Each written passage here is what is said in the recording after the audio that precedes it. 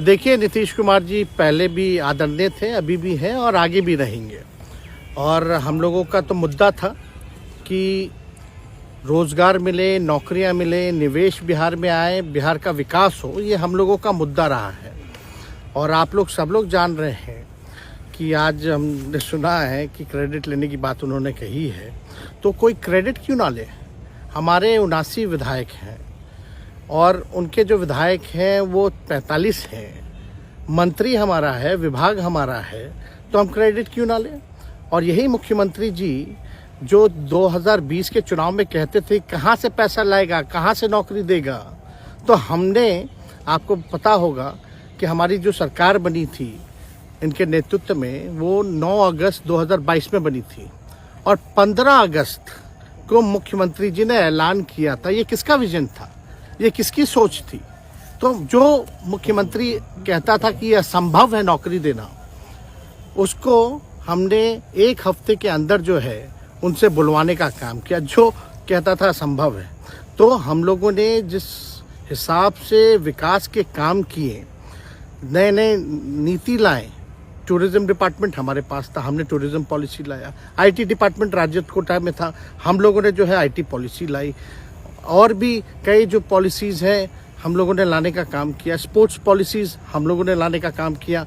जो खेलेगा उसको भी नौकरी मिलेगा सरकारी, और जो पढ़ेगा उसको भी नौकरी मिलेगा। शिक्षा विभाग किसका था, राष्ट्रीय जनता दल के पास था। हमारे मंत्रियों ने लगातार जो है नौकरियां देने का काम किया। और ये 17 महीने में जो काम हुआ है, ऐतिहासिक काम हुआ है, जो आज तक पूरे देश में नहीं हुआ है। और ये भाजपा और नीतीश जी की तो सरकार 17 साल भी रहे, तो 17 साल बनाम 17 महीने जो काम हुआ, एक विभाग ने वर्ल्ड रिकॉर्ड बनाने का काम किया। एक विभाग ने एक दिन जो है 70 दिनों के अंदर जो है 2 लाख से भी ऊपर जो है हम लोगों ने नियुक्तियां पत्र वितरण करने का काम किया। ये ऐतिहासिक काम है, किसी भी राज्य में नहीं हुआ। और अब तक हम लोगों की सरकार ने लगभग जो है, जो गवर्नर ने भी जो स्पीच दिया अभी 26 जनवरी को, तो 3.5 लाख से ऊपर की बात कही उन्होंने, नौकरियां दिया। तो किसके राज्य में हुआ, किसका विजन था। तो कहीं ना कहीं से जो लोग कहते थे कि इनके लोग काम नहीं करते थे, हम लोगों ने तो इतना इनसे करवाया जिनका कोई विजन नहीं था, जो थक गए थे, थके हुए मुख्यमंत्री थे, उनको हम लोगों ने इतना काम करवाया। तो इतना काम तो हुआ ही है सारा। और आप लोग सब लोग जानते हैं कि जो भी बातें ये कह रहे हैं इनको खुद भी नहीं पता। हालांकि हम कोई व्यक्तिगत टिप्पणी नहीं करना चाहते हैं और हम इतना अपने लोगों को आश्वस्त करते हैं कि ना हम में गुस्सा है, ना हम में नाराज़गी है। हम बड़े संयम रूप से हम लोगों ने गठबंधन धर्म का जो है पालन किया है और उसी हिसाब से हम लोग आगे जनता के बीच अपनी बातों को रखेंगे। लेकिन एक बात स्पष्ट रूप से मैं कह देना चाहता हूँ कि अभी खेल शुरू हुई है, अभी खेल बाकी है। और मैं जो कहता हूँ वो करता हूँ। और आप लिख के ले लीजिए, जनता दल यूनाइटेड जो पार्टी है 2024 में ही खत्म हो जाएगी, ये निश्चित रूप से लिख लीजिए। और अभी तो खेल शुरू हुआ है, खेल बाकी है। अभी इन लोग जो भी करें, लेकिन मेरा स्पष्ट रूप से मानना है कि जनता हमारे साथ है और हमारा साथ देगी। और हम तो भाजपा के लोगों को भी धन्यवाद देते हैं, शुभकामनाएं देते हैं। चलो, जनता दल यूनाइटेड को अपने साथ लिया।